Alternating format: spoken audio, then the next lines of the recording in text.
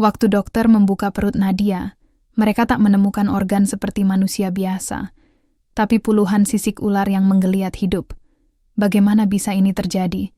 Semua berawal dari perjanjian gelap di masa lalu yang kini menuntut balas. Namaku Nadia. Orang-orang bilang hidupku terlihat sempurna.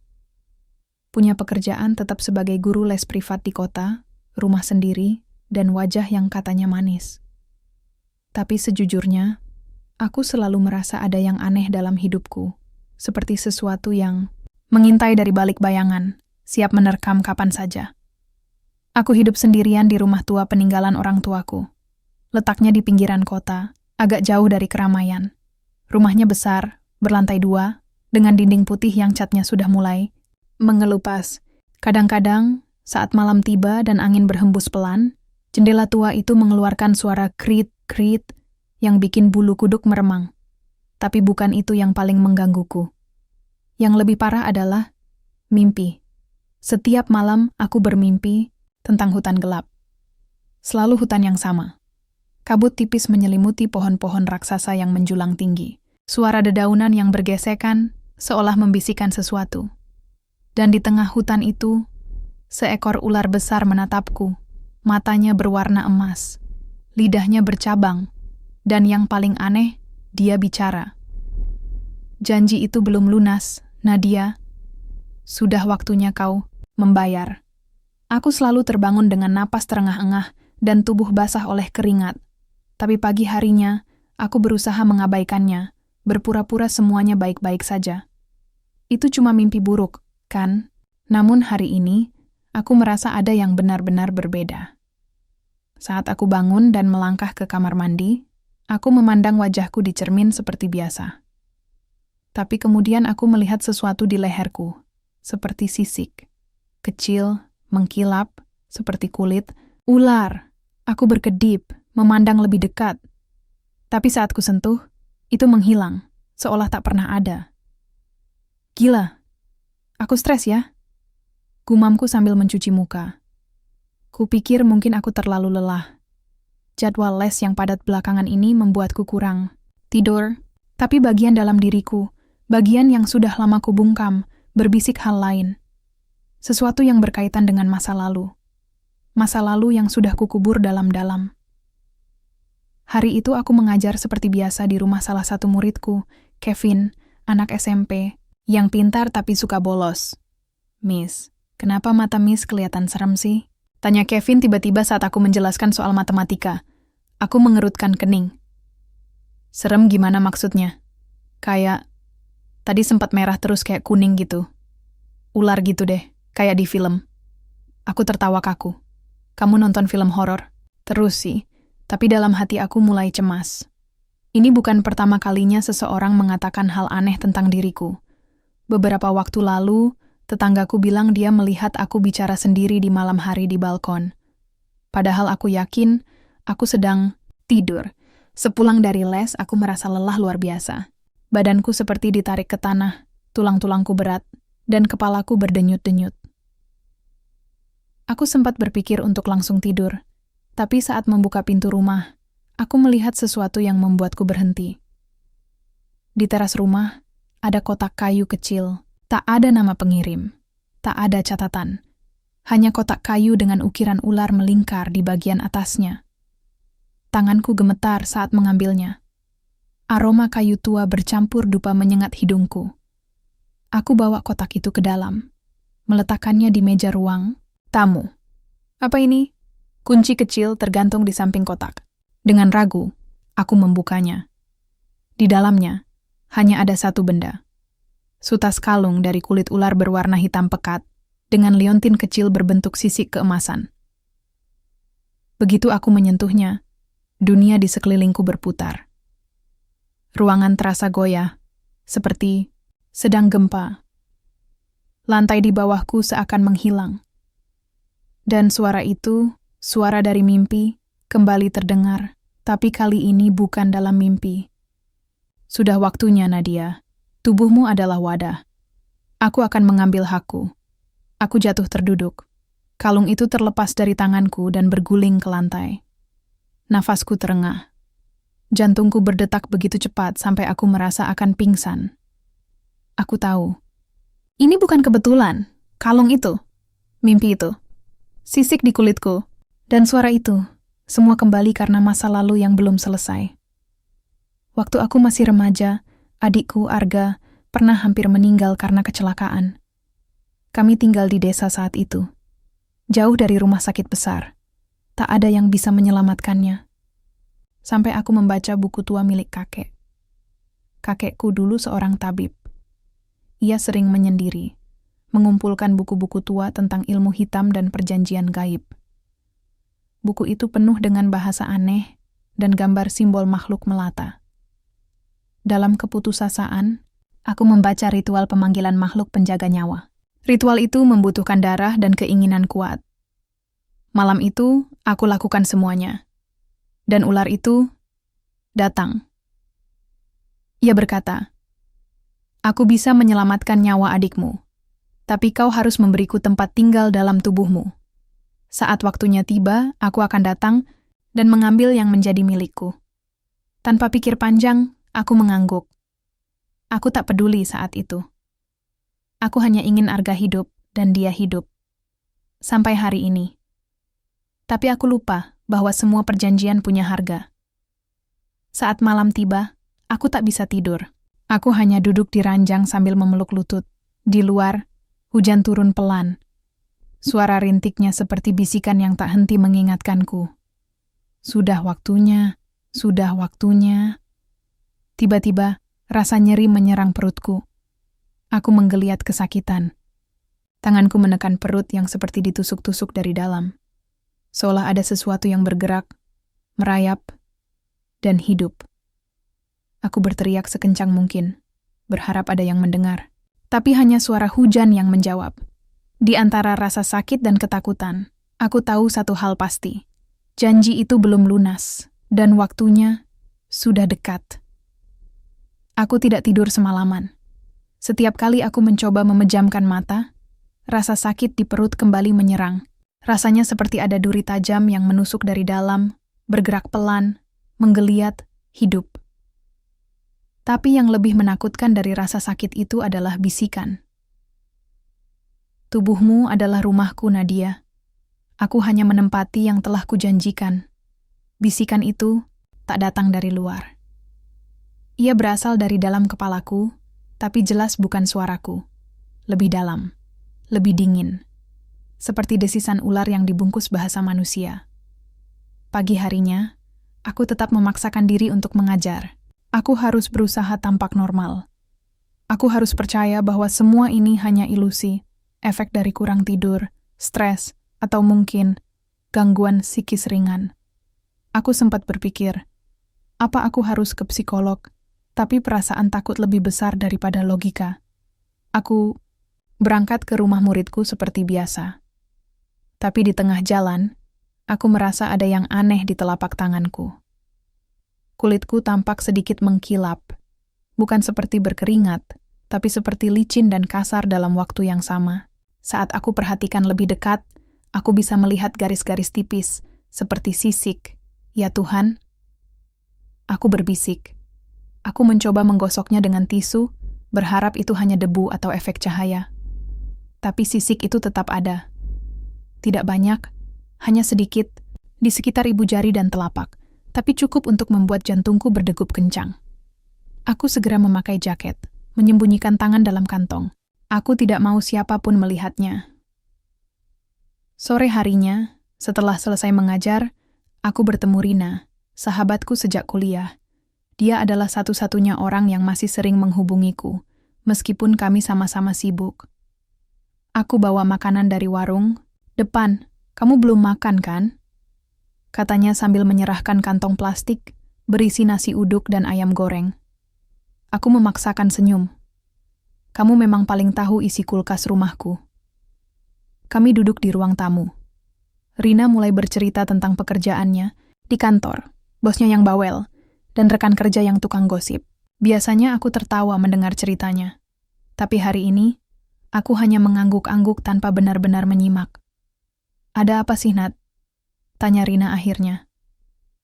Kamu kelihatan pucat banget. Kamu sakit? Aku ragu sejenak. Tapi akhirnya aku menjawab, perutku sakit, Rin. Udah seminggu terakhir. Tapi rasanya aneh. Bukan sakit biasa. Kamu udah ke dokter? Aku menggeleng. Belum, aku takut. Takut kenapa? Aku terdiam. Bagaimana aku bisa menjelaskan bahwa aku merasa ada yang hidup dalam perutku? Bahwa aku mendengar bisikan, mimpi bertemu siluman, dan tubuhku mulai bersisik. Rina memegang tanganku.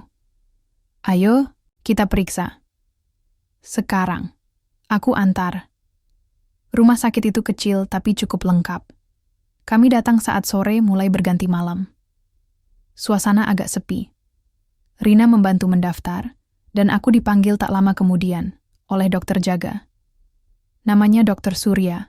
Orangnya ramah, sekitar usia 40-an, dengan senyum yang membuatku sedikit tenang. Apa keluhannya Mbak Nadia? Tanyanya sambil menyiapkan alat tulis. Perut saya sering nyeri, Dok. Seperti diremas dari dalam. Kadang rasanya seperti ada sesuatu yang bergerak. Dokter itu menatapku sejenak. Wajahnya masih tenang, tapi aku bisa melihat alisnya sedikit mengernyit. Kita coba lakukan pemeriksaan fisik dan USG ya, katanya akhirnya. Aku diarahkan ke ruang USG. Saat aku berbaring, perasaanku tak enak. Jantungku berdetak makin kencang saat cairan dingin menyentuh perutku. Dokter mulai menggerakkan alat di atas kulitku, matanya serius menatap layar. Beberapa detik pertama, semuanya tampak biasa. Tapi kemudian, ya Allah. Gumamnya lirih. Aku menoleh. Kenapa, Dok? Dokter terdiam, mulutnya sedikit terbuka. Ia menatap layar seperti melihat sesuatu yang tak seharusnya ada. Aku melihat tangannya sedikit gemetar. Ada gerakan tidak wajar. Seperti ada yang hidup. Katanya pelan, hampir tidak terdengar. Apa maksudnya? Tanyaku panik. Dokter mematikan alatnya dengan cepat. Ia berdiri, menghela napas panjang.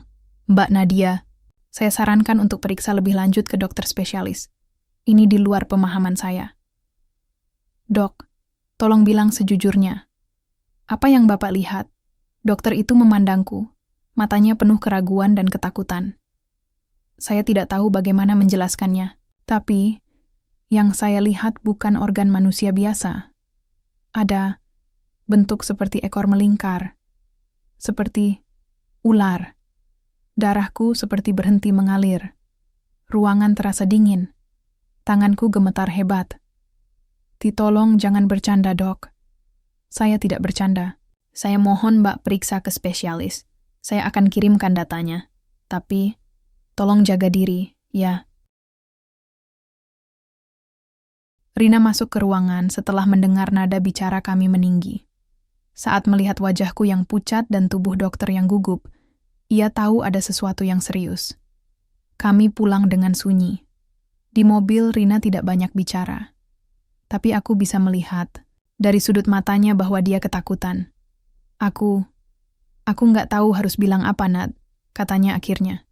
Tapi, kamu harus cerita semua sama aku. Aku menggigit bibir.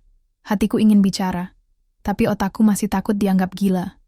Aku pernah bikin perjanjian, Rin, ucapku akhirnya. Waktu aku masih remaja, dengan sesuatu yang bukan manusia. Dia menoleh cepat. Apa maksud kamu? Perjanjian itu menyelamatkan nyawa adikku. Tapi sekarang dia datang menagih. Aku bisa melihat wajah Rina berubah drastis. Dari bingung menjadi takut. Ia memeluk dirinya sendiri, seolah ingin menjauh dariku. Jangan-jangan kamu, Nadia, kamu kesurupan? Atau kena guna-guna? Aku menggeleng. Bukan, ini bukan soal ilmu hitam orang lain. Ini akibat dari perbuatanku sendiri. Kami sampai di rumah. Rina tak langsung turun. Ia menatapku dengan mata yang sulit kuartikan. Aku sayang sama kamu, Nat. Tapi ini terlalu berat buatku. Aku butuh waktu. Dan dia pergi. Aku berdiri lama di depan rumah, menatap jalanan gelap. Hujan kembali turun pelan. Aku sendirian lagi. Dan kali ini, Ketakutanku bukan hanya soal mimpi buruk, tapi soal kenyataan, bahwa mungkin aku memang bukan manusia sepenuhnya lagi. Dan yang hidup di dalam tubuhku mungkin akan segera mengambil alih. Malam terasa lebih sunyi dari biasanya. Sejak Rina pergi, rumah ini kembali menjadi kotak kosong penuh bisikan. Dinding-dindingnya dingin, langit-langitnya seperti mengintipku, dan lantai kayunya mengeluarkan bunyi-bunyi aneh setiap aku melangkah. Aku berjalan ke kamar, lalu duduk di depan cermin. Wajahku masih wajah yang sama, tapi mataku.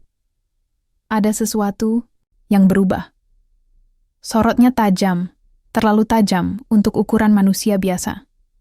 Sesekali, aku melihat pantulan mataku berubah menjadi kekuningan seperti mata ular, hanya sekilas, tapi cukup untuk membuat jantungku berdebar. Aku memutar kepala, memperhatikan, leherku duet sisik itu kembali muncul, samar, tapi jelas saat terkena cahaya lampu meja. Aku harus cari tahu lebih jauh, gumamku. Kepanikan hanya akan membuatku gila. Aku butuh jawaban. Dan satu-satunya tempat yang mungkin punya jawabannya adalah rumah kakek. Rumah yang sudah bertahun-tahun kutinggalkan setelah orang tuaku meninggal. Rumah. Kakek terletak di desa kecil, sekitar 3 jam dari kota tempatku tinggal sekarang. Desa itu sunyi, dikelilingi hutan dan sungai kecil yang dulu jadi tempat bermain masa kecilku bersama Arga. Mobilku bergetar pelan saat melewati jalan berbatu. Pohon-pohon besar membentuk terowongan alami di atas jalan setapak. Udara di desa lebih sejuk, tapi entah kenapa, napasku terasa lebih berat di sini. Begitu sampai di rumah tua itu, aku berhenti sejenak di depan gerbang kayunya yang lapuk. Masih berdiri. Masih seperti dulu, langkah kakiku pelan saat masuk.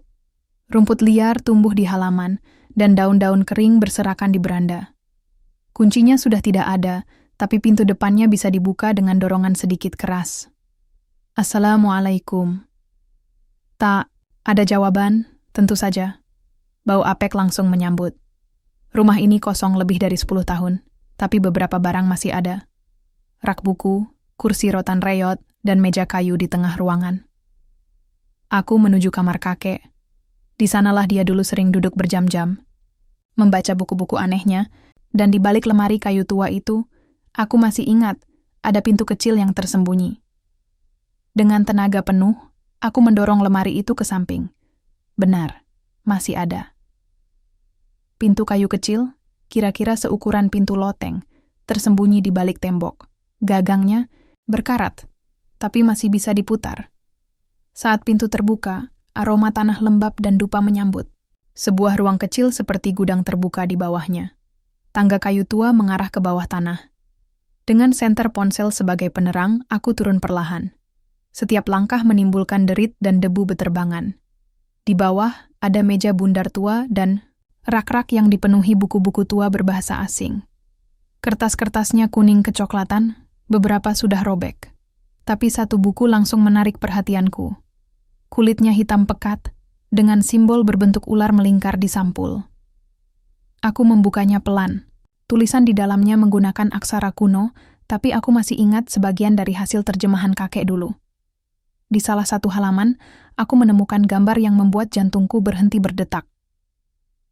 Seorang perempuan dengan sisik di tubuhnya. Di bawah gambar itu, ada tulisan tangan yang sudah luntur sebagian, tapi masih bisa kubaca. Tubuh manusia yang menerima roh ular tidak akan pernah sama. Ia menjadi jembatan antara dua dunia. Bila perjanjiannya tak ditepati, roh itu akan mengambil alih, menghapus kesadaran, dan menjadikan tubuh itu wadah abadi. Tanganku gemetar saat menutup buku itu. Ini bukan sekadar cerita rakyat. Ini nyata. Dan aku sedang mengalaminya. Di sudut ruangan, aku menemukan sesuatu yang lain. Botol kecil berisi cairan merah tua seperti darah dan liontin dengan simbol mata ular. Di bawahnya tertulis kertas kecil. Penawar sementara, hanya menunda pengambil alihan. Tanpa pikir panjang, aku ambil liontin dan botol itu. Kalau ini bisa memperlambat proses pengambil alihan itu, aku harus mencobanya. Saat aku kembali, naik, aku merasakan napas di tengkukku. Aku menoleh cepat. Tak ada siapa-siapa, tapi suara itu muncul lagi. Kau ingat tempat ini, Nadia? Disinilah aku dipanggil. Kau sendiri yang membuka gerbangku. Aku memejamkan mata. Diam. Kau tahu aku tak bisa pergi. Ini tubuh kita sekarang, bersama, abadi. Aku berlari keluar rumah, napas memburu, dada sesak. Tapi suara itu tetap ada di kepalaku. Malam itu aku mengunci semua pintu dan jendela rumah. Aku menggantung liontin di leherku dan menatap botol kecil itu lama. Penawar sementara, aku membuka tutupnya dan meneteskan cairan itu ke dalam air, lalu meminumnya. Rasanya pahit dan tajam, seperti darah bercampur logam. Tapi setelah meminumnya, sesuatu dalam tubuhku terasa lebih tenang. Untuk pertama kalinya dalam seminggu, aku bisa bernapas tanpa rasa sakit. Tak ada gerakan di perut. Tak ada bisikan, aku tidur. Dan mimpi itu datang lagi. Tapi kali ini, aku tidak berdiri sendirian di hutan gelap. Aku berdiri di depan sosok ular raksasa yang sekarang mengambil bentuk manusia.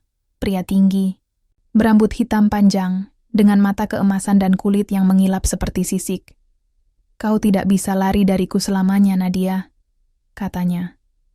Aku menatapnya lurus-lurus.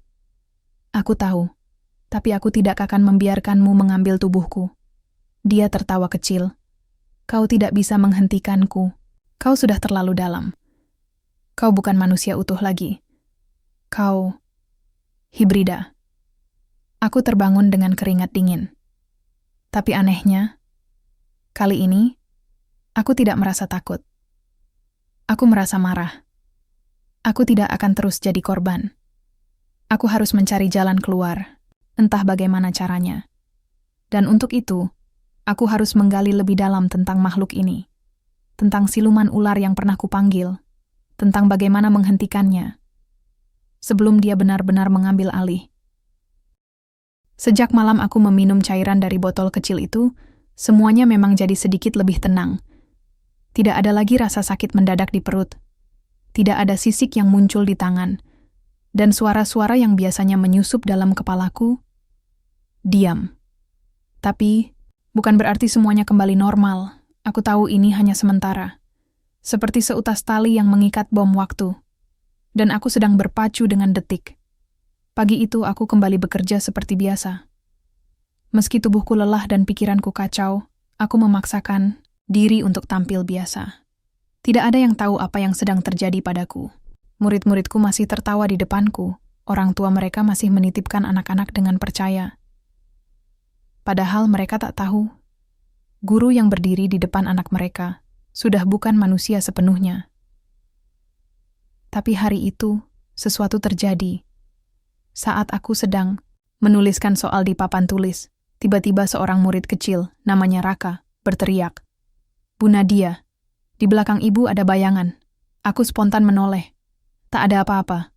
"Bayangan apa, Raka?" Tanyaku, berusaha tenang. Bayangan besar, kayak ular. Panjang. Tapi dia berdiri. Aku tersenyum canggung. Mungkin bayangan dari jendela ya. Karena sinar matahari. Tapi di dalam hatiku, aku tahu itu bukan bayangan biasa. Anak kecil, tak pernah bohong tentang hal-hal seperti ini. Sepulang mengajar, aku membuka kembali buku hitam bersampul simbol ular yang kubawa dari rumah kakek. Kali ini aku membacanya lebih pelan. Aku mencoba memahami setiap kalimat, setiap gambar, setiap simbol. Di bagian akhir buku, ada satu halaman yang sepertinya disembunyikan dengan kertas tambahan yang direkatkan. Aku mengoyaknya pelan, dan di baliknya tertulis kalimat ini.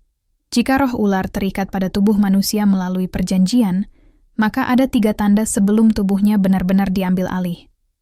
1. Mimpi terus-menerus tentang sang siluman. 2. Perubahan fisik berupa sisik, mata, dan suara. 3. Penampakan bayangan roh ular yang hanya bisa dilihat oleh anak-anak atau hewan. Aku membaca ulang 3 tanda itu. Semuanya sudah kualami. Dan yang paling membuatku ketakutan, jika ketiganya sudah muncul, maka waktunya hampir habis. Aku memutuskan untuk pergi ke tempat terakhir di mana semua ini dimulai. Sungai tua di belakang rumah kakek. Disitulah dulu aku melakukan ritual perjanjian. Aku ingat saat itu, Aku baru berusia 14 tahun. Adikku, Arga, sakit keras. Kami tak punya uang dan tak ada harapan. Di tengah keputusasaan, aku teringat cerita kakek tentang penjaga sungai, roh ular yang katanya bisa memberi bantuan asal kita bersedia menyerahkan sesuatu sebagai gantinya. Saat itu aku masih anak-anak. Aku tak paham apa yang kulakukan. Aku hanya menginginkan Arga sembuh. Dan sungguh, setelah ritual itu, Arga sembuh total keesokan harinya. Tapi aku lupa satu hal penting. Perjanjian itu bukan dongeng. Dan setiap perjanjian, ada harga yang harus dibayar. Sungai itu masih ada, mengalir tenang di antara pepohonan rindang. Tapi auranya berbeda. Sunyi, dingin, dan seolah mengawasi. Aku berdiri di tepiannya, menatap air yang berkilau kehijauan. Angin bertiup pelan, dan aku bisa mendengar bisikan samar. "Kau kembali, Nadia." Suaranya tidak keras, tapi menggema di dadaku. "Aku ingin tahu apa yang kau inginkan sebenarnya," kataku pelan, menatap air yang kini tampak lebih gelap. Tiba-tiba, dari tengah sungai, muncul gelembung-gelembung udara. Dan dari dalam air, perlahan muncul sesosok makhluk. Bentuknya masih samar, setengah manusia setengah ular, tinggi dan berwibawa, dengan mata menyala kuning keemasan. Aku hanya menagih janji. "Tubuhmu, itu harga yang kau sepakati." Aku masih anak-anak waktu itu. Aku bahkan tak tahu arti perjanjian itu. Makhluk itu tersenyum. Itulah kenapa janji anak-anak adalah yang paling murni. Tak tercemar kepentingan. Tak terikat logika. Hanya keinginan tulus. Dan aku menghargai ketulusan itu. Aku menahan napas. Apa tidak ada cara lain? Apa aku bisa membayarnya dengan sesuatu yang lain? Dia menggeleng. "Tubuhmu adalah jembatan yang kubutuhkan. Hanya tubuhmu yang cocok karena kau memanggilku dengan darahmu sendiri. Sudah tak bisa ditawar. Tapi, aku masih hidup. Untuk sekarang." Aku mundur beberapa langkah. Tubuhku gemetar, tapi aku mencoba berdiri tegak. Aku akan menemukan cara untuk menghentikanmu. Makhluk itu hanya tertawa pelan. "Silakan. Tapi ingat, waktu kita tak panjang. Saat bulan mencapai puncaknya di malam ke-13, kau akan menjadi milikku sepenuhnya." Lalu sosok itu lenyap ke dalam air, menyisakan riak kecil dan keheningan yang menusuk. Malam itu, aku menyalakan semua lampu di rumah. Aku tidur dengan liontin tergantung erat di leherku. Tapi entah bagaimana, aku tetap terbangun tengah malam. Keringat dingin membasahi tubuhku. Aku berjalan ke cermin. Dan aku melihatnya lagi. Mataku bukan lagi mataku. Irisnya kekuningan, dengan pupil tegak vertikal seperti reptil. Aku terengah, menutup mata. Saat ku buka lagi, bentuknya kembali normal. Aku memeriksa perutku. Ada bekas kemerahan di kulit, memanjang seperti guratan sisik. Perubahan itu nyata, dan semakin cepat. Aku mengambil buku catatan, dan mulai menuliskan semua yang kutemukan. Buku warisan kakek, penawar sementara, 3 tanda kutukan, dan batas waktu malam ke-13. Aku mencatatnya satu persatu karena aku tahu. Aku butuh bantuan. Dan orang pertama yang harus tahu adalah adikku, Arga. Keesokan paginya, aku menelepon Arga. Kami sudah jarang berkomunikasi sejak ia menikah dan pindah ke kota lain. Tapi aku tahu, kalau ada satu orang yang harus tahu kebenaran ini, itu dia. Ada yang harus aku ceritakan gak? Tentang masa kecil kita. Tentang apa yang aku lakukan demi menyelamatkanmu dulu. Suara di seberang sana terdengar bingung. "Kak, kenapa nada suaramu aneh? Ada apa?" "Aku gak bisa cerita lewat telepon. Aku akan ke kotamu hari ini. Tolong, luangkan waktumu. Ini soal hidup dan mati." Dia terdiam sejenak lalu menjawab, "Oke kak, aku tunggu." Kupandangi koper kecil yang mulai kupenuhi dengan barang-barang penting, buku tua, liontin, botol penawar, dan catatanku. Ini belum selesai.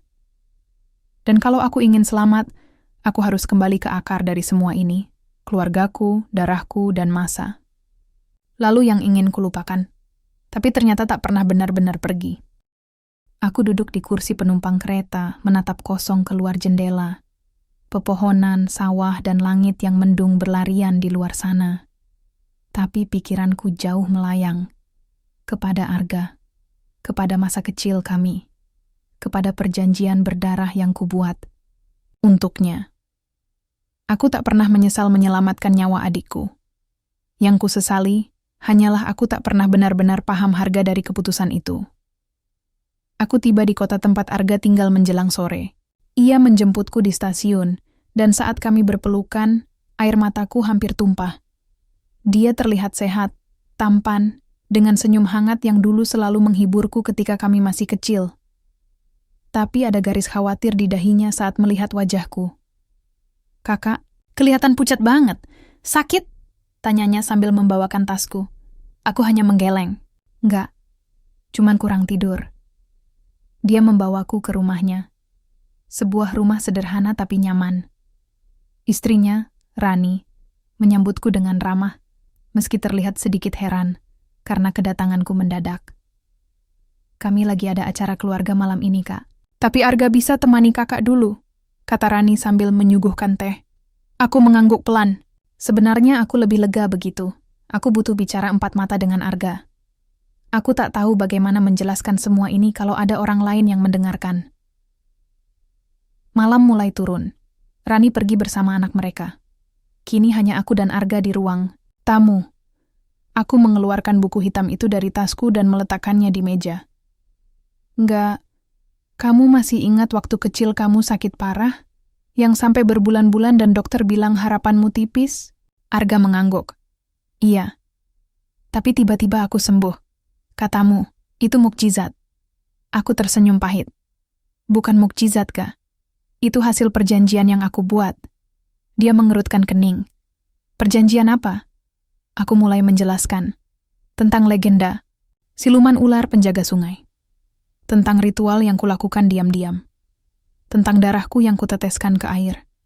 Dan tentang suara-suara yang membisikiku malam itu, menjanjikan kesembuhanmu. Asal aku menyerahkan satu hal saat aku dewasa.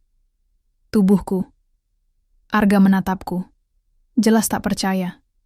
"Kak, ini kayak cerita film horor." "Aku tahu," kataku, menahan air mata. "Tapi ini nyata nggak? Aku sudah melihat tanda-tandanya.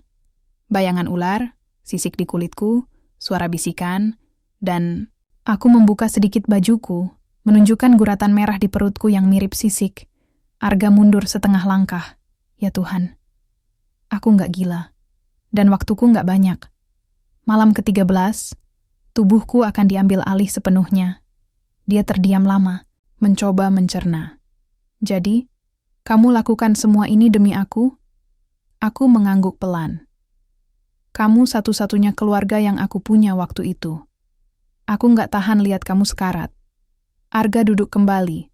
Wajahnya campuran antara marah, sedih, dan bersalah. "Lalu sekarang, harus gimana?" Aku cari cara buat menghentikannya. Tapi semua petunjuk bilang, aku harus kembali ke tempat asal perjanjian. Dan mungkin, aku harus memutuskan ikatan darah. Atau menyerahkan sesuatu yang setara. Arga menatapku. "Apa maksudnya memutuskan ikatan darah?" "Entah. Tapi dari beberapa bagian buku ini, ada simbol yang menggambarkan tebusan darah. Mungkin, darah keturunan yang sama bisa menukar perjanjian." Arga langsung berdiri, suaranya meninggi. "Kamu nggak akan pakai darahku buat itu. Nggak ada gunanya kakak nyelamatin aku waktu kecil kalau sekarang harus ngorbanin aku gantinya." Aku terkejut, tapi aku mengerti. Aku juga nggak mau nggak. Aku cuma butuh kamu tahu semuanya. Dan kalau nanti terjadi sesuatu padaku, kamu tahu kenapa. Kami diam. Lama. Lalu pelan-pelan, Arga duduk kembali. Kali ini dengan mata berkaca-kaca. "Aku nggak bisa biarin kamu sendirian lawan ini, Kak. Apapun yang bisa kulakuin, bilang." Kami menghabiskan malam itu membaca ulang buku tua itu bersama. Simbol demi simbol kami cocokkan dengan catatan di belakang halaman. Hingga akhirnya, kami menemukan sesuatu yang menarik. Sebuah simbol berbentuk mata ular dengan lingkaran api di sekelilingnya. Catatan kecil di bawahnya tertulis, "Ikatan darah bisa ditunda melalui cermin jiwa, hanya jika roh pendamping mengizinkan." Kami saling pandang. Cermin jiwa? Apa itu, semacam ritual atau benda? Tanya Arga. Aku rasa kita harus cari tahu, dan mungkin seseorang di desa tempat kakek dulu tinggal bisa bantu. Arga menepuk pundakku. Besok pagi kita ke sana. Aku menatapnya. Hati ini terasa hangat. Sekian lama kami menjauh karena kesibukan. Ternyata di saat seperti ini, dia tetap adikku yang dulu, yang selalu berdiri di belakangku. Malam itu aku bermimpi. Aku berada di tengah hutan, dalam kabut pekat, dan di depan sana, seekor ular raksasa melingkar di atas batu besar. Matanya menatapku tajam. Kau tak bisa lari, Nadia. Aku tak akan menyerah. Ia mendesis panjang. Kau lupa siapa yang menyelamatkan adikmu dari kematian. Kau lupa siapa yang membuat kalian bahagia bertahun-tahun. Aku bagian dari hidupmu sekarang, selamanya. Aku memejamkan mata, mencoba melawan ketakutan yang mencekam. Dan tiba-tiba, seseorang menarik tanganku dari belakang. Saat aku membuka mata, aku melihat Arga berdiri di sampingku dalam mimpi itu. Aku di sini, Kak. Dan ular itu mundur. Aku terbangun dengan keringat dingin, tapi ada sedikit ketenangan dalam dada. Mungkin aku masih punya harapan. Selama aku tidak sendiri. Selama darah yang sama masih memilih berdiri bersamaku, bukan melawan.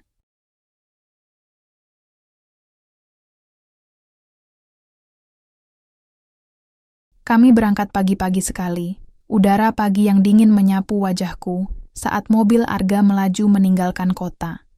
Jalanan menuju desa tempat kakek dulu tinggal masih setengah rusak, dikelilingi pohon-pohon tinggi dan kabut tipis yang enggan menghilang. Masih ingat jalan ke sini? Tanya Arga sambil menyetir pelan. Masih, jawabku lirih. Waktu kecil kita sering main di sungai belakang rumah kakek, kan? Arga tertawa kecil. Iya, yang katanya angker itu. Aku hanya tersenyum tipis. Andai dia tahu. Sungai itulah tempat aku membuat perjanjian berdarah dengan siluman ular. Sesampainya di desa, kami langsung menuju rumah seorang dukun tua bernama Mak Ranti, satu-satunya yang tersisa dari zaman kakek masih hidup. Rumahnya berdiri di ujung desa, agak masuk ke dalam kebun bambu. Aroma dupa langsung menyambut kami saat kami melangkah ke dalam pekarangan. Mak Ranti, panggilku pelan. Tak lama, seorang wanita tua dengan mata tajam dan rambut putih panjang muncul dari balik pintu. Meski tubuhnya bungkuk, sorot matanya masih sangat hidup. Nadia, anaknya Harun ya? Katanya lirih tapi jelas. Aku terkejut. Sudah lebih dari 20 tahun aku tak kesini. Tapi dia masih mengenaliku. Iya, Mak. Saya mau tanya tentang sesuatu. Mak Ranti mengangguk pelan, lalu mempersilahkan kami masuk. Kami duduk di tikar pandan, sementara ia membakar kemenyan dan mengaduk ramuan di mangkuk tanah liat. Aku tahu kenapa kamu datang, katanya tiba-tiba. Tentang perjanjian ular, kan? Aku menegang. Arga langsung memandangku dengan cemas. Mak, Ranti melanjutkan, kamu anak keempat yang datang ke sini membawa kutukan itu, tapi tidak semua selamat. Aku ingin tahu tentang cermin jiwa. Itu ada di buku tua yang kutemukan. Mata Mak Ranti menatapku tajam. Cermin jiwa bukan benda. Itu ritual. Sebuah cara untuk menghadap langsung ke roh yang membuat perjanjian. Tapi tidak semua bisa melakukannya. Kalau jiwamu lemah, kamu akan terperangkap di dalam sana. Aku menelan ludah. Apa itu satu-satunya cara? Mak Ranti mengangguk. Kecuali kamu mau menyerahkan tumbal pengganti. Darah yang satu garis keturunan. Aku langsung menatap Arga, dan dia menggeleng cepat-cepat. Enggak, jangan lirik aku. Aku nggak mau kamu ngorbanin siapapun, Kak. Aku tersenyum lemah. Tenang, aku nggak akan. Mak Ranti berdiri pelan dan mengambil sebuah cermin kecil dari dalam lemari kayu tua. Cerminnya terlihat kusam, dengan pinggiran dari tanduk binatang yang melengkung aneh. Inilah medianya. Tapi, kamu harus siap. Sekali ritual dimulai, kamu harus menyelesaikannya. Kalau gagal, tubuhmu bisa diambil sepenuhnya. Hatiku berdegup kencang. Tapi aku tahu, aku tak punya pilihan lain. Ritual dilakukan menjelang malam, di sebuah gubuk tua dekat sungai tempat aku dulu melakukan perjanjian. Mak Ranti menggambar simbol-simbol aneh di tanah, dan aku duduk di tengah, lingkaran memegang cermin itu. Cahaya bulan menyinari wajahku saat asap dupa mengepul perlahan. Apapun yang kamu lihat nanti, bisik Mak Ranti, jangan percaya begitu saja. Itu bukan dunia nyata. Itu cerminan jiwamu dan makhluk yang terikat padanya. Aku mengangguk. Lalu aku memejamkan mata. Dan semuanya gelap. Aku membuka mata. Dan aku berada di sebuah ruangan batu yang lembab dan dingin. Di sekelilingku, ada ratusan ular kecil melingkar di dinding. Tapi mereka tak menyerang. Mereka hanya menatapku. Di depan, ada sosok berjubah hitam. Duduk di atas batu besar. Kau akhirnya datang, suaranya mendesis, pelan tapi menusuk ke dalam pikiranku. Aku ingin memutuskan perjanjian ini, kataku tegas. Ia tertawa pelan. Tak semudah itu, Nadia. Kau telah mengambil nyawa yang bukan hakmu. Kau menyelamatkan saudaramu dengan janjimu. Kini tubuhmu milikku. Janji adalah darah. Aku ingin menukar tebusannya. Mengorbankan saudaramu? Tanyanya dengan senyum. Licik, tidak, jawabku cepat. Aku ingin menukar dengan jiwaku sendiri, tapi aku ingin mempertahankan tubuh ini. Makhluk itu terdiam sejenak, lalu berdiri dan melangkah pelan ke arahku. Aku bisa mempertimbangkan. Tapi kau harus menunjukkan bahwa jiwamu cukup kuat untuk menampungku tanpa menghancurkan tubuhmu. Ujian akan dimulai. Tiba-tiba, lantai runtuh di bawah kakiku, dan aku jatuh ke dalam kegelapan yang lebih dalam. Aku terbangun di rumah masa kecil kami, tapi semuanya hancur, berdarah, dan Arga duduk menangis di sudut ruangan dengan tubuh penuh luka. Aku mencoba mendekat, tapi tiba-tiba ular-ular besar muncul dari lantai, menahan langkahku. Nadia, Arga menjerit. Kakak, jangan tinggalin aku. Aku tahu ini ilusi, tapi tangisan itu terasa nyata. Ini bukan nyata, ini ujian. Aku berteriak, tapi semakin aku menolak, semakin kuat bisikan-bisikan itu menggoda. Selamatkan dia, serahkan tubuhmu, beri kami tempat tinggal. Kau akan bersama adikmu selamanya. Tiba-tiba, bayangan sosok ibuku muncul. Ia menatapku dengan mata kosong. Kenapa kau memilih menyelamatkan dia, tapi menyiksa dirimu sendiri, Nadia? Air mata menetes. Aku ingin memeluk mereka semua. Aku ingin menyelamatkan semuanya. Tapi aku tahu, kalau aku kalah sekarang, tubuhku akan diambil, dan semua akan sia-sia. Aku mencintai mereka, tapi aku juga ingin hidup dengan tubuhku sendiri, dengan jiwa yang utuh. Seketika, semuanya meledak jadi cahaya. Ular-ular itu hancur. Sosok-sosok palsu itu menghilang. Dan aku kembali berdiri, di depan makhluk berjubah hitam. Ia terdiam.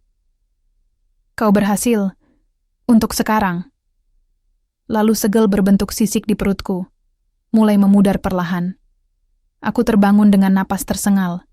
Arga memelukku dengan wajah cemas. Kak, kamu pingsan hampir. Sejam, aku menyentuh perutku. Guratan merah itu mulai menghilang. Aku menang, bisikku lemah. Tapi, ini belum akhir. Dia belum pergi sepenuhnya. Mak Ranti mengangguk. Kau telah memperlambat waktumu, tapi ia akan kembali jika kau lengah. Ujianmu belum selesai, anakku. Aku menatap langit malam di atas kami. Puncak gunung baru saja mulai terlihat, dan aku tahu, badai sebenarnya baru akan datang.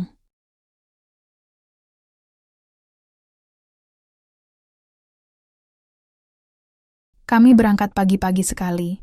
Udara pagi yang dingin menyapu wajahku saat mobil Arga melaju meninggalkan kota. Jalanan menuju desa tempat kakek dulu tinggal masih setengah rusak, dikelilingi pohon-pohon tinggi dan kabut tipis yang enggan menghilang. "Masih inget jalan ke sini?" tanya Arga sambil menyetir pelan. "Masih," jawabku lirih. "Waktu kecil kita sering main di sungai belakang rumah kakek, kan?" Arga tertawa kecil. "Iya, yang katanya angker itu." Aku hanya tersenyum tipis. Andai dia tahu. Sungai itulah tempat aku membuat perjanjian berdarah dengan siluman ular. Sesampainya di desa, kami langsung menuju rumah seorang dukun tua bernama Mak Ranti, satu-satunya yang tersisa dari zaman kakek masih hidup. Rumahnya berdiri di ujung desa, agak masuk ke dalam kebun bambu. Aroma dupa langsung menyambut kami saat kami melangkah ke dalam pekarangan. "Mak Ranti?" panggilku pelan. Tak lama, seorang wanita tua dengan mata tajam dan rambut putih panjang muncul dari balik pintu. Meski tubuhnya bungkuk, sorot matanya masih sangat hidup. "Nadia, anaknya Harun ya?" katanya lirih tapi jelas. Aku terkejut. Sudah lebih dari 20 tahun aku tak kesini. Tapi dia masih mengenaliku. "Iya, Mak. Saya mau tanya tentang sesuatu." Mak Ranti mengangguk pelan, lalu mempersilahkan kami masuk. Kami duduk di tikar pandan, sementara ia membakar kemenyan dan mengaduk ramuan di mangkuk tanah liat. "Aku tahu kenapa kamu datang," katanya tiba-tiba. "Tentang perjanjian ular, kan?" Aku menegang. Arga langsung memandangku dengan cemas. "Mak," Ranti melanjutkan, "kamu anak keempat yang datang ke sini membawa kutukan itu. Tapi tidak semua selamat. Aku ingin tahu tentang cermin jiwa. Itu ada di buku tua yang kutemukan." Mata Mak Ranti menatapku tajam. "Cermin jiwa bukan benda. Itu ritual. Sebuah cara untuk menghadap langsung ke roh yang membuat perjanjian. Tapi tidak semua bisa melakukannya. Kalau jiwamu lemah, kamu akan terperangkap di dalam sana." Aku menelan ludah. "Apa itu satu-satunya cara?" Mak Ranti mengangguk. "Kecuali kamu mau menyerahkan tumbal pengganti. Darah yang satu garis keturunan." Aku langsung menatap Arga, dan dia menggeleng cepat-cepat. "Enggak, jangan lirik aku. Aku enggak mau kamu ngorbanin siapapun, Kak." Aku tersenyum lemah. "Tenang, aku enggak akan." Mak Ranti berdiri pelan dan mengambil sebuah cermin kecil dari dalam lemari kayu tua.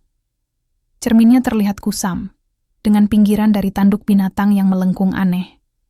"Inilah medianya. Tapi kamu harus siap. Sekali ritual dimulai, kamu harus menyelesaikannya. Kalau gagal, tubuhmu bisa diambil sepenuhnya." Hatiku berdegup kencang. Tapi aku tahu, aku tak punya pilihan lain.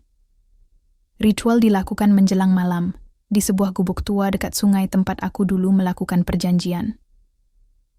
Mak Ranti menggambar simbol-simbol aneh di tanah, dan aku duduk di tengah, lingkaran memegang cermin itu. Cahaya bulan menyinari wajahku saat asap dupa mengepul perlahan. "Apapun yang kamu lihat nanti," bisik Mak Ranti, "jangan percaya begitu saja. Itu bukan dunia nyata. Itu cerminan jiwamu dan makhluk yang terikat padanya." Aku mengangguk. Lalu aku memejamkan mata, dan semuanya gelap. Aku membuka mata, dan aku berada di sebuah ruangan batu yang lembab dan dingin. Di sekelilingku, ada ratusan ular kecil melingkar di dinding. Tapi mereka tak menyerang. Mereka hanya menatapku. Di depan, ada sosok berjubah hitam, duduk di atas batu besar. "Kau akhirnya datang?" Suaranya mendesis, pelan tapi menusuk ke dalam pikiranku. "Aku ingin memutuskan perjanjian ini," kataku tegas. Ia tertawa pelan. "Tak semudah itu, Nadia. Kau telah mengambil nyawa yang bukan hakmu. Kau menyelamatkan saudaramu dengan janjimu. Kini tubuhmu milikku. Janji adalah darah. Aku ingin menukar tebusannya." "Mengorbankan saudaramu?" tanyanya dengan senyum. "Licik, Tidak, jawabku cepat. Aku ingin menukar dengan jiwaku sendiri, tapi aku ingin mempertahankan tubuh ini. Makhluk itu terdiam sejenak, lalu berdiri dan melangkah pelan ke arahku. Aku bisa mempertimbangkan. Tapi kau harus menunjukkan bahwa jiwamu cukup kuat untuk menampungku tanpa menghancurkan tubuhmu. Ujian akan dimulai. Tiba-tiba, lantai runtuh di bawah kakiku, dan aku jatuh ke dalam kegelapan yang lebih dalam. Aku terbangun di rumah masa kecil kami, tapi semuanya hancur, berdarah, dan Arga duduk menangis di sudut ruangan dengan tubuh penuh luka. Aku mencoba mendekat, tapi tiba-tiba ular-ular besar muncul dari lantai, menahan langkahku. Nadia, Arga menjerit. Kakak, jangan tinggalin aku. Aku tahu ini ilusi, tapi tangisan itu terasa nyata. Ini bukan nyata, ini ujian. Aku berteriak, tapi semakin aku menolak, semakin kuat bisikan-bisikan itu menggoda. Selamatkan dia, serahkan tubuhmu, beri kami tempat tinggal. Kau akan bersama adikmu selamanya. Tiba-tiba, bayangan sosok ibuku muncul. Ia menatapku dengan mata kosong. Kenapa kau memilih menyelamatkan dia, tapi menyiksa dirimu sendiri, Nadia? Air mata menetes. Aku ingin memeluk mereka semua. Aku ingin menyelamatkan semuanya. Tapi aku tahu, kalau aku kalah sekarang, tubuhku akan diambil, dan semua akan sia-sia. Aku mencintai mereka, tapi aku juga ingin hidup dengan tubuhku sendiri, dengan jiwa yang utuh. Seketika, semuanya meledak jadi cahaya. Ular-ular itu hancur. Sosok-sosok palsu itu menghilang. Dan aku kembali berdiri di depan makhluk berjubah hitam. Ia terdiam. Kau berhasil. Untuk sekarang. Lalu segel berbentuk sisik di perutku, mulai memudar perlahan. Aku terbangun dengan napas tersengal. Arga memelukku dengan wajah cemas. Kak, kamu pingsan hampir. Sejam. Aku menyentuh perutku. Guratan merah itu mulai menghilang. Aku menang, bisikku lemah. Tapi, ini belum akhir. Dia belum pergi sepenuhnya. Mak Ranti mengangguk. Kau telah memperlambat waktumu, tapi ia akan kembali jika kau lengah. Ujianmu belum selesai, anakku. Aku menatap langit malam di atas kami. Puncak gunung baru saja mulai terlihat, dan aku tahu, badai sebenarnya baru akan datang. Keesokan harinya, semuanya terasa terlalu sunyi. Seperti ada sesuatu yang mengintai dari balik bayangan. Aku bangun dengan rasa pusing dan tubuh yang lelah, meski tak sepenuhnya sembuh. Arga tetap di sisiku, tak ingin aku sendirian. Mak Ranti memberi amalan tertentu untukku, tapi aku tahu ini hanya menunda takdir, bukan menghentikan. Aku bisa merasakannya. Entitas itu masih ada, di dalam tubuhku, menunggu saat yang tepat untuk menguasai sepenuhnya. Kami melanjutkan perjalanan kembali ke kota, berencana mencari bantuan lebih lanjut. Tapi sesampainya di rumah Arga, sesuatu terasa sangat salah. Rumah ini terlalu sunyi, seakan ada sesuatu yang mengawasi. Rani? Nayo? Aku memanggil, mengharapkan jawaban dari istrinya dan anak kecil mereka. Tapi tidak ada yang menjawab. Kami memasuki rumah yang gelap, lampu-lampu mati. Hanya suara langkah kami yang terdengar. Aku mendekati ruang tengah dan melihat sesuatu yang membuat darahku beku. Di meja makan, ada sebuah pesan tertulis dengan tinta merah. Tulisannya mengerikan. Kau tak bisa lari, Nadia. Semua yang kau cintai akan jadi milikku. Arga langsung memegang pundakku. Ini kayaknya ancaman dari dia, kan? Aku hanya bisa mengangguk. Nafas terengah-engah. Ini semakin nyata. Siluman itu mulai menunjukkan dirinya. Tak hanya dalam mimpi atau bayangan, tapi dalam dunia nyata. Ia ingin mengambil semuanya dariku. Kita harus cari Rani dan Nayo sekarang. Aku berteriak panik. Arga langsung berlari keluar rumah. Aku mengikuti di belakangnya.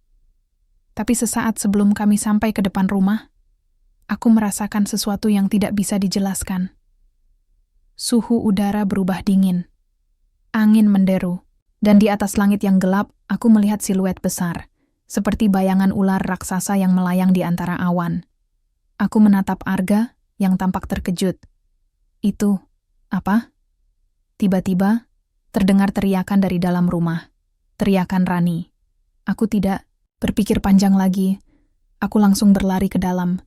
Arga di belakangku. Begitu kami masuk, pemandangan yang kami lihat membuat perutku mual. Rani tergeletak di lantai, matanya terpejam, dan di sampingnya, Nayo terbaring tanpa daya, darah mengalir dari telinga dan hidungnya. Mereka tampak seperti sedang tidur, tetapi napas mereka sangat lemah, hampir tidak ada. Arga berlutut di samping istrinya, terisak. "Rani! Nayo! Tolong bangun!" Aku memandang sekeliling ruangan. Lalu mataku tertumbuk pada cermin besar yang ada di sudut ruangan. Cermin itu mengkilap, tapi ada sesuatu yang aneh. Sebuah bayangan muncul di dalamnya. Sebuah sosok besar, seperti ular melilit tubuhku, menjerat jiwa-jiwa yang kukasihi. Itu dia. Siluman ular itu. Dia akan mengambil mereka semua, Nadia. Suara itu bergema di kepalaku, menggetarkan jiwaku. Dan kemudian, tubuhmu akan jadi milikku. Aku merasa tubuhku kaku, seolah ada sesuatu yang menarikku ke dalam cermin. Tidak, aku tidak boleh jatuh ke dalam perangkap ini. Aku harus melawan. "Gak, bantu aku." Aku teriak kepada Arga. Arga menatapku bingung, kemudian ia melihat ke arah cermin yang juga memantulkan bayangan gelap. Apa yang terjadi dengan cermin itu? Aku tidak tahu, Ga. Tapi aku harus mengalahkannya. Kita harus menghancurkannya. Aku berlari menuju cermin, berusaha mengeluarkan kekuatan yang tersisa dalam diriku. Tapi langkahku terhenti saat bayangan ular itu mulai bergerak lebih cepat. Seketika itu juga, aku merasa tubuhku seperti terhisap, melayang menuju cermin. "No!" Aku berteriak, berusaha mengangkat tangan untuk menghentikan kekuatan itu. Tapi bayangan ular itu semakin kuat. Aku merasa seakan aku terperangkap di dunia lain, dunia gelap dan dingin, penuh dengan suara desisan yang menakutkan. Di sana, aku bisa melihat ratusan ular besar melilit tubuhku. Mereka merayap di atas kulitku, mencabik-cabik jiwaku, dan aku merasa seolah tubuhku bukan milikku lagi. "Tubuhmu akan menjadi rumahku selamanya." Suara itu bergema di seluruh tubuhku, membuatku hampir putus asa. Tapi aku tidak bisa menyerah, tidak sekarang. Tidak setelah semua yang aku lewati. Aku menggigit bibir, mengingat semua yang sudah kulakukan untuk adikku, mengingat betapa aku mencintai Arga, mengingat semua yang telah aku perjuangkan untuk hidup dengan kebebasan dan damai. Tidak, aku masih punya kendali. Aku berteriak dalam batin, berusaha mengingat ritual yang diajarkan Mak Ranti. Aku memanggil kekuatan itu, kekuatan jiwa yang masih ada di dalam diriku. Dan tiba-tiba, cermin itu retak. Perlahan, retakan mulai menyebar, dan bayangan ular itu menghilang dalam gemuruh suara keras. Aku terjatuh ke lantai, napasku tersengal-sengal, tubuhku lemas.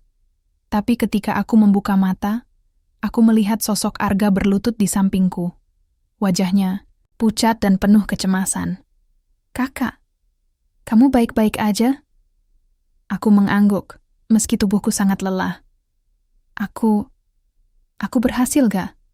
Tapi ini belum selesai. Dia akan kembali. Arga menggenggam tanganku dengan erat, matanya penuh tekad. Kita nggak akan biarin dia menang. Kita akan berjuang sampai akhir, Kak. Aku tersenyum lemah. Setidaknya, untuk saat ini, aku tidak sendirian. Tapi aku tahu, ujian yang sebenarnya masih menanti. Malam itu, aku bermimpi lagi. Kali ini, aku melihat Arga terbaring tak berdaya. Tubuhnya dililit oleh ular raksasa. Dan di atasnya, ada sosok siluman ular yang tersenyum penuh kemenangan. Aku terbangun dengan terengah-engah, merasakan jantungku berdetak kencang. Tak lama, suara ketukan keras terdengar dari pintu rumah. "Mak Ranti." Suara Arga gemetar. "Mak Ranti, tolong bantu kami." Pintu rumah dibuka dengan cepat. Sosok Mak Ranti berdiri di ambang. Wajahnya pucat namun penuh ketegasan. Di belakangnya, Seorang pria tua berjanggut putih dengan mata yang tajam seperti elang mengikuti dari belakang. Pak Danu, orang sakti dari desa sebelah yang dikenal bisa mengusir makhluk halus kelas tinggi. Aku tahu waktunya sudah dekat, ucap Mak Ranti sambil berjalan masuk tanpa diminta. Kau sudah melihatnya ya, sosok aslinya. Aku mengangguk pelan. Tubuhku masih lemas setelah kejadian di depan cermin, tapi jiwaku mulai bersiap. Tidak ada waktu untuk beristirahat lagi. Siluman itu semakin agresif. Pak Danu meletakkan sebuah kain kuning di meja dan membuka gulungan kertas bertuliskan aksara kuno. Perjanjian itu belum sepenuhnya mengikat, kata Pak Danu sambil memandang ke arahku. Tapi kau harus menghadapi dia langsung, dari dalam. Kalau tidak, tubuhmu akan jadi miliknya selamanya. Aku menelan ludah. Bagaimana caranya? Mak Ranti memegang tanganku. Kami akan bantu menahan tubuhmu di sini, tapi kau sendiri yang harus melawan di alam batin. Itu satu-satunya cara menghentikan ikatan kutukan ini. Tapi, kalau kau kalah di dalam, bukan cuma kau yang mati. Jiwamu akan lenyap, dan siluman itu akan bebas menjelma ke dunia ini dengan wujud manusia. Arga berdiri di sampingku, menatapku dengan penuh keberanian. Kalau begitu kita harus siap. Kakak enggak sendiri. Aku menarik napas dalam. Oke, aku siap. Ritual dimulai. Aku duduk di tengah lingkaran garam yang dikelilingi dupa dan mantra.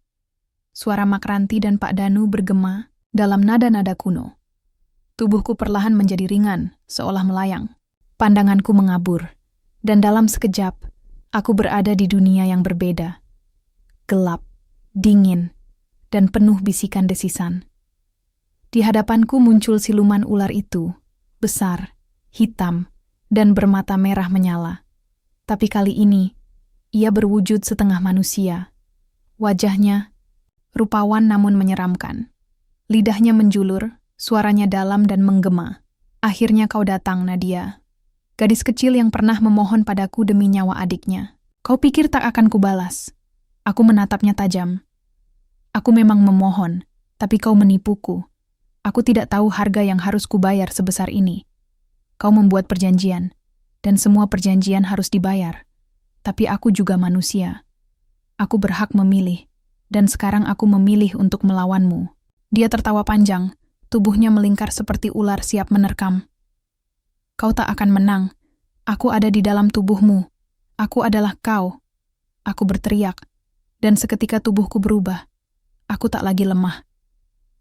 Di dunia ini, aku bisa merasakan kekuatan dalam darahku. Ada cahaya yang muncul dari dadaku, berpendar hangat. Aku memeluk cahaya itu, dan ia berubah menjadi sebilah keris bercahaya emas. Siluman itu meraung. Dari mana kau dapat kekuatan itu? Dari cinta, dari harapanku, dari semua orang yang aku sayangi. Kami bertarung. Dia menyerang dengan lilitan dan bisikan yang menusuk jiwa. Tapi aku menangkisnya dengan cahaya. Setiap kali aku hampir tumbang, wajah Arga, Rani, dan adikku, semua muncul dalam pikiranku, memberi semangat. Keris di tanganku menghantam tubuh siluman itu. Ia menjerit, tapi tak mati. Ia merayap masuk ke dalam pikiranku, mencoba menguasai ingatanku. Tiba-tiba aku berada di masa lalu. Di momen saat aku menangis di samping tempat tidur adikku yang sekarat. Lihat, tanpa aku, dia sudah mati. Kau tak akan punya masa lalu yang indah bersamanya, bisiknya licik. Aku terdiam. Tapi kemudian aku melihat wajah adikku yang tersenyum saat ulang tahunnya yang ke-10. Setelah sembuh. Aku ingat, dia pernah berkata, "Kakak adalah pahlawanku." Aku menggenggam keris lebih erat. Kalau aku pahlawan, aku tak bisa tunduk pada iblis sepertimu. Aku berlari, menghujamkan keris itu ke dada siluman. Cahaya meledak dari dalam tubuhnya. Ia meraung, menjerit. Tubuhnya terbelah menjadi ribuan serpihan hitam yang lenyap ke dalam kegelapan. Aku terbangun dengan teriakan. Tubuhku basah kuyup oleh keringat, dan lingkaran garam di sekelilingku retak. Arga langsung memelukku. "Kakak, kau kembali." Mak Ranti bilang detak jantungmu sempat hilang 2 menit. Mak Ranti duduk bersila, Wajahnya lelah namun tersenyum. Tapi dia menang. Kau menang, nak. Pak Danu mengangguk. Kau memutuskan ikatan itu. Tapi bukan berarti dunia akan berhenti menguji. Kau harus tetap waspada. Aku menatap tanganku. Masih ada bekas luka hitam tipis di pergelangan. Tanda perjanjian itu. Tapi rasanya tidak berat lagi. Siluman itu, tanyaku, dia telah terikat kembali di alam asalnya. Tapi kalau ada jiwa lemah yang kembali memanggilnya, dia bisa muncul lagi, kata Mak Ranti tegas. Aku menatap keluar jendela, melihat fajar mulai merekah. Untuk pertama kalinya, aku bisa bernapas lega. Tapi aku tahu, kisah ini belum sepenuhnya berakhir. Hidupku tidak akan sama lagi. Tapi kali ini, aku siap menghadapinya. 3 minggu telah berlalu sejak malam itu. Malam ketika aku mengalahkan siluman ular dalam pertempuran batin yang hampir merenggut nyawaku. Namun, meski tubuhku sudah pulih, hatiku belum sepenuhnya tenang. Setiap malam, aku masih terbangun oleh mimpi buruk. Suara desisan. Gema tawa siluman itu. Kadang, aku merasa seperti dia belum sepenuhnya pergi. Aku nggak bisa tidur nyenyak. Gah! Kataku lirih sambil duduk di balkon rumah Arga, menyeduh teh hangat yang mulai dingin. Arga menatapku lembut. Ia telah banyak berubah, lebih peka, lebih perhatian. Sejak malam itu, ia bahkan mengusulkan untuk menunda pekerjaannya demi menjaga aku. Mungkin butuh waktu, Kak. Jawabnya pelan. Tapi yang penting sekarang, kita udah lewatin bagian tersulit. Aku mengangguk. Tapi pikiranku terus kembali ke satu hal. Tanda hitam di pergelangan tanganku. Awalnya pudar, tapi akhir-akhir ini, warnanya mulai menggelap kembali. Aku belum berani mengatakan hal itu pada siapapun, bahkan pada Mak Ranti. Entah kenapa, ada perasaan bersalah, atau mungkin takut dianggap gagal. Hari itu, aku pergi menemui adikku di rumah orang tua kami. Kini, ia tumbuh jadi remaja ceria yang rajin belajar. Setiap kali melihatnya tersenyum, hatiku terasa hangat, meski juga menyisakan perih, mengingat harga yang harus kubayar untuk menyelamatkannya. Kak Nadia, kamu nggak kelihatan seseram dulu waktu sering bengong sendirian. Hehehe. Ucapnya bercanda, aku tertawa kecil. Dulu kakak banyak mikir, sekarang udah bisa lepasin pelan-pelan. Tapi Kak Nadia baik banget ya. Waktu aku sakit dulu, katanya kakak sampai ke dukun-dukun nyari obat. Wajahnya serius. Aku terdiam sejenak. Iya, kakak sempat nekat. Demi kamu. Terima kasih, Kak. Ia memelukku dengan pelan, hangat. Dan untuk pertama kalinya setelah lama, aku menangis di pelukannya. Bukan karena takut, tapi karena lega, karena cinta. Malam harinya, saat aku menatap pantulan wajahku di cermin kamar, tiba-tiba pandanganku kabur. Cermin berembun padahal tidak ada air panas. Dan di tengah embun itu, muncul sebuah tulisan. Belum selesai, jantungku berdegup kencang. Aku mundur beberapa langkah, tanganku gemetar. Seketika aku merasa seperti kembali ke awal, saat aku sadar bahwa aku bukan manusia biasa lagi. Aku langsung menghubungi Mak Ranti. Mak, aku lihat sesuatu di cermin. Tulisan, seperti peringatan. Di seberang, Mak Ranti diam beberapa saat sebelum menjawab. Aku menduga ini bisa terjadi. Siluman itu memang kau kalahkan, tapi ia bukan makhluk biasa. Ada bagian dari dirinya yang tertanam dalam darahmu saat perjanjian dulu dilakukan. Selama bagian itu belum kau bersihkan sepenuhnya, dia bisa kembali. Lalu, aku harus apa? Mak, kau harus memutus sumber energi sihirnya. Aku percaya siluman itu terikat pada benda tertentu yang menjadi pusat kekuatannya, benda yang dulu digunakan saat perjanjian dilakukan. Aku terdiam, mencoba mengingat. Lalu aku teringat. Liontin kecil berukir ular yang diberikan sosok berjubah saat malam hujan itu, belasan tahun lalu. Benda itu, aku masih menyimpannya. Terkubur dalam laci meja tua di rumah orang tuaku. Keesokan, paginya aku pergi ke rumah itu sendirian. Rumah masa kecilku sudah lama kosong, sejak orang tua kami pindah ke rumah yang lebih kecil setelah pensiun. Debu menempel di segala sudut, dan bau kayu tua menyelimuti udara. Aku naik ke loteng, tempat meja tua itu masih berdiri. Aku membuka lacinya, dan di sanalah benda itu, liontin ular berwarna perak gelap, masih berkilau meski bertahun-tahun tak disentuh. Saat aku menyentuhnya, tubuhku langsung tersentak.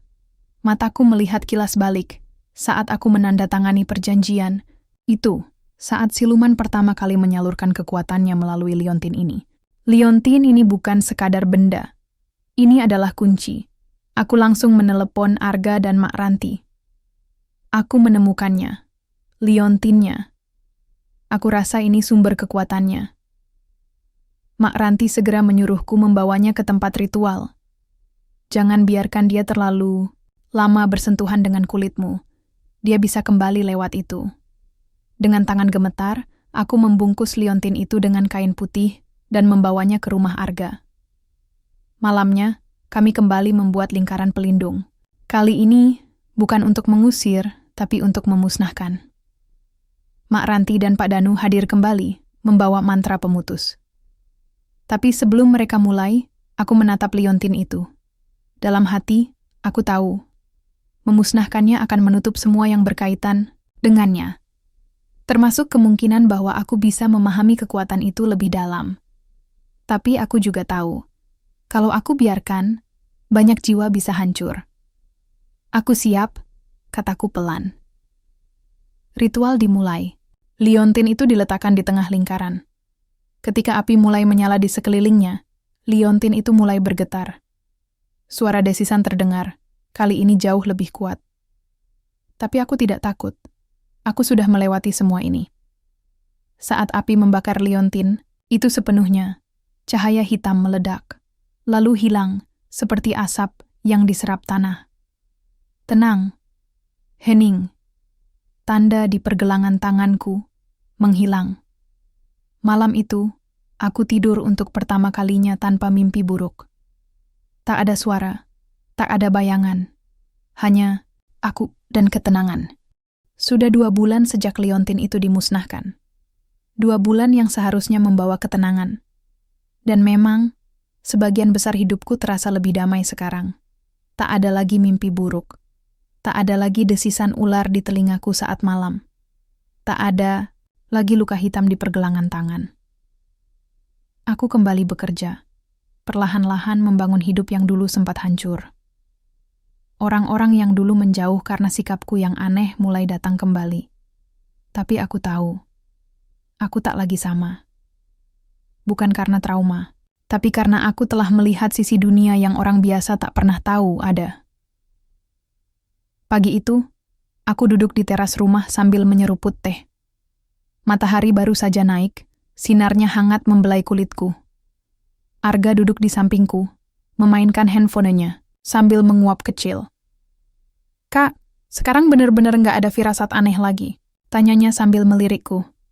Aku menggeleng pelan. "Enggak." Semuanya terasa ringan. Dia mengangguk lega. "Aku sempat takut kakak nggak bisa kembali kayak dulu." Aku tersenyum. Aku pun takut waktu itu. Tapi ternyata aku lebih kuat dari yang aku kira. Kami tertawa kecil. Untuk sesaat, aku merasa seperti hidupku akhirnya kembali normal. Namun malamnya, sesuatu terjadi. Aku sedang membereskan rak buku di kamarku, mencari sebuah jurnal lama yang pernah kupakai menulis catatan harian. Ketika menarik salah satu buku tua, sebuah amplop coklat kecil jatuh dari sela-sela halaman. Aku membukanya dengan rasa penasaran. Di dalamnya, terdapat secarik kertas tua berwarna kekuningan dengan tulisan tangan yang samar.